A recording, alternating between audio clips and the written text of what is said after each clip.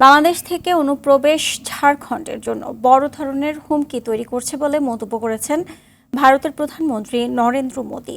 রোববার ঝাড়খণ্ডের জমশেদপুরে বিজেপির এক সমাবেশে কথা বলেন তিনি।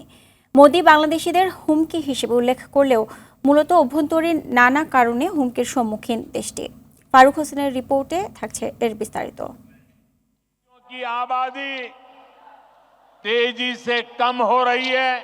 আন্তর্জাতিক পরিমণ্ডলে যেমন প্রভাব হারাচ্ছে ভারত, তেমনি দেশের ভেতরেও নানা সমস্যায় জর্জরিত দেশটি। চীন পাকিস্তানকে হুমকি হিসাবে দেখেই অভ্যস্ত দেশটি। তবে এবার বাংলাদেশিদের হুমকি হিসাবে মন্তব্য করল দেশটির প্রধানমন্ত্রী নরেন্দ্র মোদী। বাংলাদেশি और रोहिंग्या घुसपैठ बहुत बड़ा खतरा है। মোদীর অভিযোগ, রাজ্যের সাঁওতাল পরগনা ও কোলহান অঞ্চলের জনসংখ্যা দ্রুত পরিবর্তিত হচ্ছে।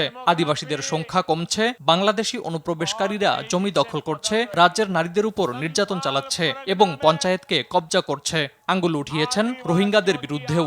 ये लोग आदिवासियों के जंगल जमीन पर कब्जा करने वालों के साथ है।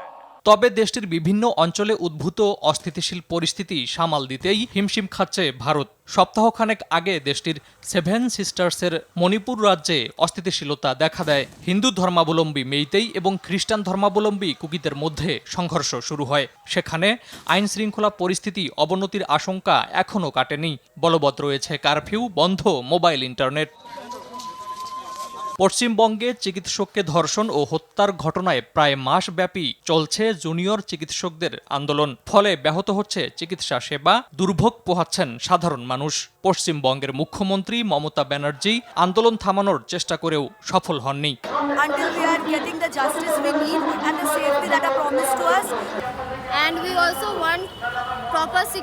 এছাড়া জম্মু ও কাশ্মীরে সশস্ত্র গোষ্ঠীর সঙ্গে প্রায়ই ভারতীয় সেনাদের সংঘর্ষ ঘটছে সেনাদের মৃত্যুর ঘটনাও। ফারুক হোসেন, RTV।